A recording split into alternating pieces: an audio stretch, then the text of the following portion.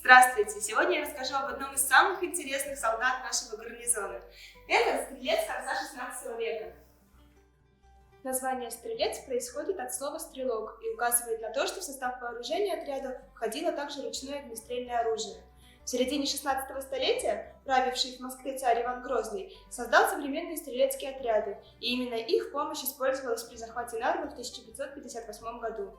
Стрельцы носили единую форму, заметной частью которой был заимствованный у азиатов длинный, доходящий до щиколоток кафтан.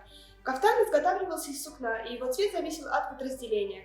Во время боевых действий вместо кафтанов надевали одежду из более дешевого сукна темного цвета. Больше всего посетителей интересует этот предмет. Это часть военного снаряжения – берендейка, которая представляла собой ремень, носимый через левое плечо с подвешенными принадлежностями для заряжания ружья, пенальчиками с пороховыми зарядами.